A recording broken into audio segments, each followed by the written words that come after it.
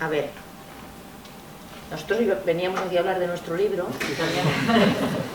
pero con lo que he oído hasta ahora creo que, al menos en la primera parte, si no en toda de esta primera intervención,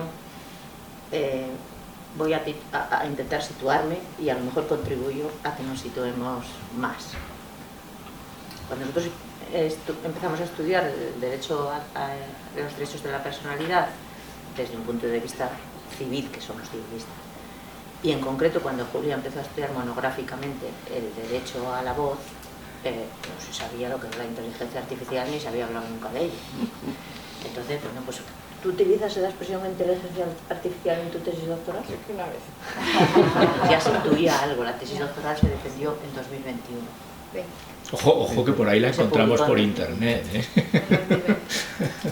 En fin, los problemas que nos planteábamos no estaban pensando en los problemas que tenemos hoy aquí encima de la mesa. Pero ni en relación con la voz, ni en relación con nada. Es decir, lo que puede llegar a significar de disrupción, por utilizar la palabra que ya he oído aquí varias veces, la inteligencia artificial, no es solo con la voz, es con todo. Vosotros, o los que tenéis que trabajar con... Nosotros también trabajamos con la voz, pero bueno, anda, también a nosotros se nos dice que en poco tiempo seremos perfectamente suprimibles, ¿verdad? No hará falta profesores porque habrá unos bustos ahí parlantes que te enseñarán todo lo que quieras saber y mucho más. Pero vosotros es verdad que la voz ha actuado un poco como proa, ¿no?, de todo lo que puede llegar a suceder con la inteligencia artificial. Pero ayer y antes de ayer, cuando estaba intentando leer algo sobre esto, porque yo además no soy precisamente ducha en nuevas tecnologías, para los abogados, o sea, ya hay experiencias directas de contratos perfectamente complejos entre grandes empresas que se han negociado sin intervención humana alguna. Así que las grandes multinacionales de la abogacía a lo mejor también tienen un problema dentro de unos años. En concreto, en lo que se ha hecho en esta empresa británica, solo intervinieron las dos partes contractuales para firmar. Ni el clausulado contractual se constituyó todo por inteligencia artificial. Luego, los temores son reales, son razonables, pero no son exclusivos de los profesionales de la voz, ni mucho menos. Bueno, ahora tenemos que estar a lo que estamos, que es en relación con los profesionales de la voz y con cómo podemos hacer que esto se llegue a una solución, que no es solución, sino se busque la mejor manera de conciliar los intereses de todas las partes en una economía de mercado, que es la que tenemos, y que donde hay gente que quiere ganar dinero, ¿verdad?, emprendiendo, y hay otra gente que trabaja para ganar dinero también. Es decir, eso es la economía de mercado. Si ya no estuviéramos en la economía de mercado, los problemas habría que tratarlos de otra manera. Pero en esta situación hay que tratarlos así, y básicamente ese instrumento de intercambio de intereses es el contrato. Y por lo poco que he podido yo ver a lo largo de estos últimos meses, y por lo que me ha contado Julia, que es la que ha ido a más encuentros de esta índole, a los que desgraciadamente por razones personales yo es el primero que vengo, pues veo que tenéis un batiburrillo contractual donde se mezcla lo laboral, lo puramente contractual, lo civil, lo fiscal, todo, o sea, y claro, no tenéis ni mucho menos que ser expertos en derecho, sino que serían de los despachos de abogados, pero me da la impresión de que todo se hace como por inercia, y la inseguridad jurídica es, a pesar de que parezca una cosa puramente técnica, es el instrumento más directo para que pierdas el derecho.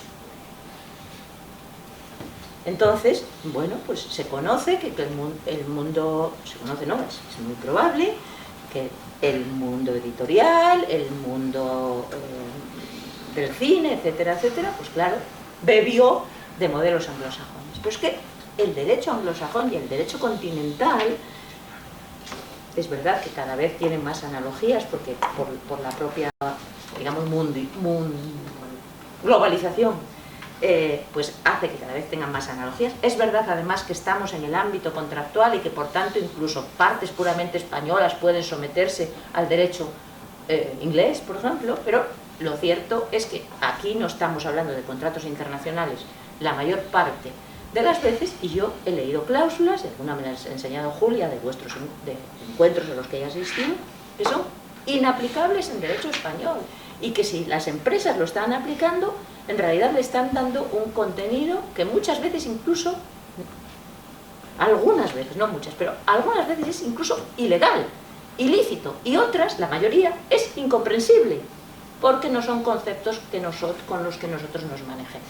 Los problemas jurídicos que hay en Inglaterra, en Estados Unidos, en Alemania o en España son los mismos, son los problemas de la gente, pero el derecho es distinto y eso implica que la manera de solucionarlos no es exactamente la misma. Entonces, claro, yo como meramente estudiosa, nosotros solo somos profesoras de universidad, no trabajamos en ningún despacho, me sorprendo cuando escucho,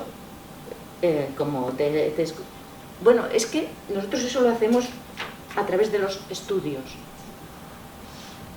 Bien, yo quiero saber en qué condiciones. Es decir, ¿ese estudio qué es? ¿Es un representante tuyo? ¿Es un ente totalmente autónomo? ¿El contrato que celebra el estudio con ellos, tú puedes exigir el cumplimiento de ese contrato? ¿No lo puedes exigir? Yo todo eso tengo que verlo y nunca se ve. Dais por sentado cosas que yo, ¿verdad?, no entiendo. O sea, que no entiendo porque no las puedo entender, porque tengo que analizar en profundidad todo ese entramado contractual que hay detrás. Y solo analizándolo en profundidad diré, tiene razón él, tienes razón tú. Y como es un entramado contractual que muchas veces es opaco y que ni vosotros mismos parecéis entender por lo que decís, porque que tú utilices un estudio no quiere decir que tú seas ajena a lo que ellos contratan, y que tú tengas un convenio colectivo no quiere decir que todo lo que se pacte fuera de convenio colectivo sea ilegal. Que sea en el marco de un convenio colectivo de la Comunidad de Madrid, etcétera, tiene unas consecuencias, pero eso no convierte en ilegales cualquier contrato de servicios que se pacte al margen de un convenio colectivo. Entonces, cada caso, a mí, para hacerme una pregunta de quién tiene razón o a quién, yo necesito conocer todo este entramado detrás. No se puede hablar sobre abstracciones, ¿vale? Es cierto, lo ha dicho ya Julia y lo has dicho tú también, es cierto que aquí ya partimos de somos un país, España, y una comunidad de países, la Unión Europea, probablemente con el ordenamiento jurídico más protector de los derechos humanos y de los derechos fundamentales de las personas. Y entre esos derechos fundamentales de las personas están todos los derechos derivados de la identidad de la persona y por consiguiente su derecho de voz. Están en la Constitución Española, está en la Carta de Derechos Fundamentales y tiene la más alta protección que hemos podido inventar los juristas, ¿vale? Como también la creación artística. A mí también me gustaría que estuviera en un artículo separado de la libertad de expresión en la Constitución Española, pero al menos está mencionado, que en otras no está ni mencionado, ¿vale? Entonces, desde ese punto de vista, hay todo un entramado de protección de los derechos fundamentales que se aplica a vuestro derecho a la voz, ¿vale? Pero después, para funcionar con él y para que la voz sea un instrumento de trabajo y para que genere interés en las empresas, eso, como decimos, hay que llevarlo por la vía de los contratos, hacer contratos. Y por eso nosotros solo nos hemos fijado en lo único que sabemos algo, aunque sea poco, que es en el aspecto contractual. No hemos estudiado para nada los usos ilícitos, ilegales. El hecho de que tu voz se utilice para cometer un delito, o tu voz se utilice para intentar influir ilegítimamente en colectivos vulnerables. Y ahí estamos en el derecho sancionador, en el derecho penal. Creo que sí hay un problema, y que no he oído, no aquí, sino en general cuando se habla, que no se ha detectado, que el derecho penal y el derecho sancionador se rigen por un principio que se llama tipicidad. Solo es penalmente sancionable lo que está previsto que lo es en la norma. Y no sé hasta qué punto los tipos genéricos del Código Penal o del derecho administrativo sancionador van a dar cabida a todo lo que pueda pasar con la inteligencia artificial. Es una cuestión que habrá que verlo, ¿vale? Pero si no, sí se necesitará una modificación, un aumento de los tipos o una reformulación de los tipos. A ver si el 3.1 del Código Civil llega ahí o no, ¿no? Claro, porque choca con el principio de tipicidad penal. No es delito lo que la ley, lo que el delito no diga que es delito. Solo es delito, perdón, solo es delito lo que la ley dice que es delito. En el ámbito ya puramente, o sea, nos olvidamos del aspecto sancionador y nos vamos a centrar en el ámbito contractual. ¿Cómo vehiculamos, es feísima la expresión, pero cómo llevamos a buen puerto un contrato o una serie de contratos o unos entramados contractuales entre, que es que yo no me aclaro quién es distribuidor, quién es productor, quién no sé qué, no sé cuál, y unos tirando, no, es que eso no es cuestión mía, eso es cuestión, no, eso no es así, eso, o sea, yo contrato con alguien, ¿verdad? Bien, pues en principio, yo contrato con ese alguien, mi parte contractual es ese alguien, por tanto yo tengo derechos frente a ese alguien, y ese alguien los tiene frente a mí, y yo tengo obligaciones frente a ese alguien, y ese alguien las tiene frente a mí. Si luego, como ha dicho Julia, ese alguien es un intermediario por ahí que no tiene interés, porque la que de verdad tiene interés en explotar tu voz eres tú, entonces la ley obliga a que yo autorice a ese alguien para que tú utilices mis derechos. Y cuando estoy haciendo eso, ella lo dijo así de pasada, cuando estoy autorizándote para que utilices qué aspecto concreto de mi derecho de voz, no te estoy convirtiendo en mi parte contractual. No pasas a ser tú la nueva parte contractual. Para eso necesito otro consentimiento expreso. Vale, ya no estoy interesada en pedirles mis derechos a esa persona, ni estoy obligada frente a ellos. Voy a estarlo frente a ti. Eso también lo tengo que consentir. No vale decir, no, es que yo ahí mandé a un hombre de paja, pero en realidad puse yo la cara, pero en realidad el que puede exigir esto. No, yo eso lo tengo que saber, no solo lo tengo que saber, lo tengo que consentir. Y si no, no eres mi nueva parte contractual. O sea, hay una cesión de mi voz para que hagas el modelo vocal este.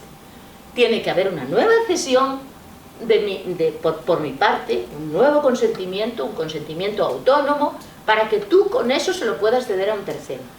Y si quisieras ceder la posición contractual completa, es decir, para que el otro pasara a ser aquel a quien puedo exigirle mis derechos, se necesitaría un tercer consentimiento distinto. Y no vale con la palabra consentir o similar, que aparezca por ahí en un contrato, para que luego la otra parte interprete que ya vale todo y que ya ha consentido a todo. No. La ley es clara, consentimiento expreso para según qué cosas. ¿Vale? Bueno, es que yo me entusiasmo mucho, perdonad, es mi manera de hablar. Y me he acostumbrado casi 40 años, es la manera de entretener a los alumnos. No, claro, leí una vez en una revista, cuando estaba viviendo en Inglaterra, por cierto, 2009 y 2010, y escuchando audiolibros de los mejores actores de teatro de Shakespeare, y una cosa que en España casi no se conoce. Y decía este artículo, decía, un buen profesor, para que de verdad se pueda considerar bueno y que atrae la atención de los estudiantes, tiene que pasar esta prueba. Tiene que pasar una jirafa por detrás y que los alumnos no se den cuenta que ha pasado. Bien, no vamos vamos a llegar a tanto, pero hay que hacer mucho teatro para mantener la atención. Hay un problema del que también me habló Julia, que además tú también lo has ahora mencionado. Dices, bueno, a la postre no será tanto problema porque esto se terminará arreglando a través de licencias, etc. Con un nuevo consentimiento. Con un nuevo consentimiento. Es decir, que no os... Bueno, yo no me pongo de parte de nadie, o sea, yo digo lo que pienso desde fuera y tendría que ver cada entramado contractual, como empecé diciendo. Fijaros, seguramente todo necesitará que un montón de leyes cambien y que se adapten a las nuevas realidades. Pero de verdad lo que soluciona los problemas, y eso es lo que los alumnos no entienden, y lo que termina solucionando la mayor parte de los problemas son los conceptos jurídicos generales y digamos, los razonamientos generales que derivan de la mente de una persona que está acostumbrada a interpretar normas y a buscar soluciones dentro de esas normas. Cuando Julia me lo planteó por primera vez, no hace tanto, dice, bueno, sí, tienen ahora mucha polémica los actores de voz porque, claro, ya ahora, pues claro, se están negando a firmar según qué cosas, no ceden sus derechos de voz así para el futuro. Pero claro, es que los han cedido ya hasta el 31 de diciembre y entonces ahora se los pueden utilizar o se los están utilizando. Y entonces pues todo el mundo dais por sentados, o bueno, lo estaréis peleando, pero ahí, bueno, yo como ya lo cedí, o la otra parte, como lo cediste, es un caso de libro de error en el consentimiento. Esa cesión es anulable por error, porque en tu predisposición de lo que estabas cediendo no estaba eso, y por lo tanto no está en el contrato. Su uso por inteligencia. No, su uso por inteligencia no está en ese contrato, ni está en terminología antigua en la causa del contrato, ni está en terminología moderna en la predisposición del contenido contractual. Así que podéis anular, otra cosa, el plazo, por qué tiempo, cuándo se empieza a contar, etc. ¿Vale? Esa es mi opinión, pero bueno, habría que ver el caso concreto y en qué término. Entonces, bueno, pues ahora tendría que empezar por donde iba a empezar ahora, que es cómo creo yo que se debe hacer un contrato medianamente equilibrado con los intereses de las dos partes. Primero y sobre todo, teniendo muy claro quiénes son las partes, con quién estás contratando y quién es tu contraparte. Esto es lo primero, unos y otros.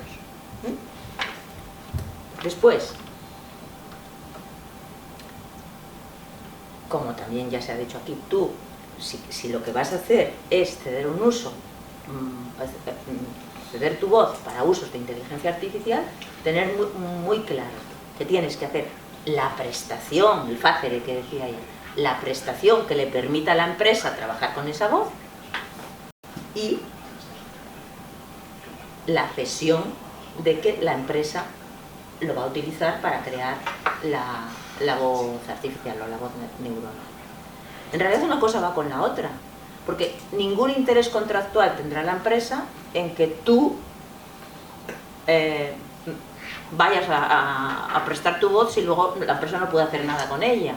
Es decir, yo creo que los dos consentimientos pero son conceptualmente distintos, pero carecería de propósito práctico un contrato en el que tú no pudieras hacer nada con la voz por la que has pagado, digamos. Pero tiene que quedar claro que esa es la finalidad del contrato. No vale para cualquier cosa que pueda aparecer hoy, mañana y pasado y dentro de 5 años. Eso no sería un consentimiento expreso para una determinada aplicación de tu derecho de voz, que es lo que sí. Después, tienen que quedar muy claros los derechos y las obligaciones de las partes. Muy claras, tajantemente. Tiene que quedar muy claro que ninguna vinculación de ningún tipo de prestación de servicios de ningún tipo es perpetua en derecho español. Y por tanto tiene que quedar claro que una de dos, o hay un plazo, o si no hay un plazo, tú tienes siempre la posibilidad de apartarte cuando te convenga. Un derecho de desistimiento, un derecho de revocación. Incluso cuando hay un plazo y se pone un plazo, cualquiera de las dos partes puede apartarse antes. Lo que pasa es que, como ha dicho ella también, al hacerlo tú estás incumpliendo el contrato. Si hay un plazo y te apartas antes, tu derecho de revocación existe, el vuestro como titulares de la voz. El derecho de apartarse de la empresa porque esa voz no le resulta rentable también existe, pero estás incumpliendo un contrato. Y por tanto la otra parte puede pedirte o el cumplimiento o la resolución o la extinción del contrato. En ambos casos, con una indemnización de los daños y perjuicios que estás causando a la otra parte. En nuestro juicio, lo conveniente es que, puesto que este futuro inmediato es tan incierto, incluyas lo que se llama también en terminología clásica cláusula penal o cláusula de estimación anticipada del daño, que tú incluyas en el contrato el montante, o sea, cómo indemnizarás a la otra parte si se produce esa situación. Después, tú puedes pactar, existe un principio de libertad contractual, entonces tú puedes pactar las cláusulas que os convengan, en ese equilibrio de intereses las que os convengan a los dos. Por ejemplo, puedes pactar una cláusula de exclusiva y que solo trabajarás para esa empresa, o no. Si pactas una cláusula de exclusiva, el valor de tu prestación es mayor que si trabajas para varias empresas. Eso tiene un valor, y lo lógico es que también ese valor repercuta después en el precio que vas a... no sé si es precio o no, en la retribución que vas a obtener por tus servicios. Como también repercutirá en la retribución los posibles usos distintos para el libro, para podcast, para esto, para lo otro, que deben estar en el contrato. Porque para que tus consentimientos sean correctos y válidos, tienen que estar bien claros los usos. No, insisto, no cualquier cosa rara para la que se me ocurra hacer, etcétera, etcétera. Las modalidades de pago, pues esas vosotros las conocéis mucho mejor que yo. Según las prácticas del sector pueden ser varias, pero que os tiene que quedar claro el pago por los distintos conceptos. Es decir, que hay la prestación... ya se me acabó el tiempo. Pues nada, termino. No, si es que podía... en fin, cuanto más completo sea el clausulado contractual, mejor. Si el clausulado contractual deja, como casi siempre deja, algún problema sin resolver, para eso hay unas normas generales de obligaciones y contratos, unas normas generales de contratos, que por ejemplo convertirán en ilícita una cláusula para cometer delitos. O sea, el uso de tu voz para hacer pornografía, pues será ilícita, o el uso de tu voz para emitir contenidos discriminatorios contra las mujeres, por ejemplo, ¿vale? Y entonces para eso están las normas generales supletorias que completarán ese contrato. Pero es verdad, y sobre todo en tiempos tan inciertos como estos, que cuanto más completo sea el clausulado contractual, mejor. Y sabiendo que probablemente lo que hoy es completo, dentro de unos meses a lo mejor ya no lo es. Y bueno, perdonad si me he extendido.